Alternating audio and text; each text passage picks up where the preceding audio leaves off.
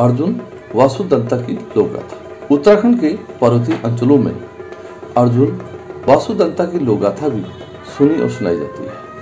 इस लोकगाथा की नायिका वासुदंता नागकन्या है, जो अपूर्व सुंदरी है। उसका आकर्षण ऐसा है कि राजा राजकुमार उससे विवाह करने को लालायित रहते हैं, लेकिन वह अर्जुन को चाहती है। अर्जुन उससे बेखबर थे। एक रात्रि को अर्जुन अपनी पत्नी द्रौपदी के साथ सोए हुए थे, तभी उन्हें स्वप्न में वासुदंता दिखाई दी। उसने अर्जुन से कहा, मैं तेरे इंतजार में बैठी हूँ। अर्जुन की नींद टूट गई। वासुदंता का रूप सौंदर्य अद्भुत था। वह सोचने लगा, ऐसा रूप सौंदर्य तो नागलोक में ही देखने को मिलता है। जरूर वह नागलोक की रहने वाली है। अर्जुन ने बुदबुदाते हुए कहा। नागलोक जाने में काफी खतरा था। वहां विषैले नाग रहते थे। अर्जुन सोचने लगा, नागलोक जाऊंगा तो वहां विषैले नागों से सामना होगा, तब उनके विष से कैसे बचूंगा। लेकिन वह वासुदंता को पाने के लिए भी व्याकुल हो रहा था। उसने द्रौपदी की तरफ देखा। वह गहरी नींद में सो रही थी। अर्जुन ने अपना गांडीव उठाया। उसके बाद वह नागलोक की तरफ बढ़ गया। नागलोक में उसका सामना भयानक नागों के साथ हुआ। उसने अपने गांडीव से भयानक तीर छोड़े, जिससे नागलोक के नाग घायल हो गए। तभी वासुदंता वहां आ गई। उसने अर्जुन को देखा। वह उसके मन को जीतने वाला वीर था। वह अर्जुन के करीब गई। उसने अर्जुन की भुजाओं पर हाथ लगाया, फिर सीने पर सिर रखकर बोली, इतने दिनों से कहां थे? तुम्हारी याद में सूखकर तिनका हो गई। अर्जुन ने वासुदंता की पीठ पर हाथ फेरा, फिर उसका चुम्बन लेते हुए बोला, तुम अपूर्व सुंदरी हो। पहले सपने में क्यों नहीं आई? द्रौपदी को तुम्हारे आने की खबर है? वासुदंता ने पूछा। नहीं, अर्जुन ने कहा। माता कुंती को मालूम है? नहीं, अर्जुन ने कहा। तुम्हारे भाई जानते हैं? वासुदंता ने पूछा।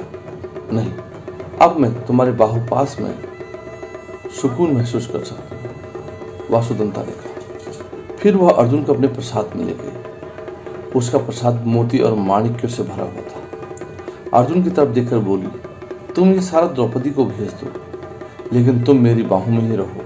मैं तुम्हें आनंद ही आनंद दूंगी। अर्जुन प्रसन्न था। इंद्रलोक की अप्सराएं भी वासुदंता के सामने कुछ नहीं थी। अर्जुन ने उस रूप सुंदरी को अपने बाहुपास में ले लिया। वासुदंता ने अपनी सखियों से कहा कि उसके प्रसाद में आप कोई नहीं आए। नागराज को भी आने की इजाजत नहीं है। फिर दोनों सुख के अतिरेक में डूब गए। 3 दिन बीत चुके थे। अर्जुन घर नहीं लौटे। द्रौपदी चिंतित हुई। वह माँ कुंती के पास गई। उसने अर्जुन के बारे में पूछा। कुंती द्रौपदी पर गुस्सा हुई। उसने कहा, तूने झगड़ा किया होगा। पुत्र ने तेरे कारण ही घर छोड़ा है। द्रौपदी रोते हुए युधिष्ठिर, भीम, नकुल और सहदेव के पास गई। उन्होंने भी अर्जुन की खबर होने से इनकार किया। द्रौपदी का दिल बैठ गया। सोचने लगी, रात्रि में पति के साथ प्रेम पूर्वक सोई थी, फिर रात्रि में अर्जुन उसे सोता छोड़कर कहाँ चला गया। उसने भगवान कृष्ण को याद किया। तभी काला कौवा वहां आया। उसके निकट बैठकर कांव कांव करने लगा। उसने कौवे की तरफ देखकर कहा, जा मेरे पति की खबर लेकर आ, तेरी चोंच को सोने से मर दूंगी।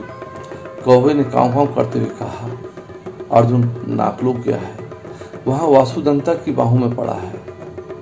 द्रौपदी को गुस्सा आया। जिसके लिए मैं रोती बिलखती भटक रही हूँ, वह वासुदंता की बाहों में पड़ा है। तब वह गुस्से में अर्जुन का नाम नहीं लेने की बात करती है। अगले दिन अर्जुन लौट आया। उसने द्रौपदी की तरफ देखा। वो गुस्से में थी। वो भाइयों के पास मदद के लिए गया, लेकिन किसी ने भी मदद करने से इनकार कर दिया। उसने माँ से मदद मांगी। माँ ने सहानुभूति दिखाई, लेकिन द्रौपदी से खुद ही बात करने को कहा। वह द्रौपदी के पास गया। तब द्रौपदी ने उसका साथ छोड़कर चारागाह के दूब बन जाने की कामना की। अर्जुन भी कम नहीं था। उसने कहा वह बैल बनकर उसे चढ़ जाएगा, जिससे विवाद बढ़ गया। तब माँ कुंती अर्जुन से कहती है, तूने स्त्री का मन दुखाया है, फिर नहीं दुखाना।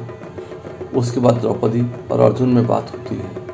द्रौपदी भी अर्जुन से वचन लेती है, वह किसी स्त्री को घर पर लेकर नहीं आएगा।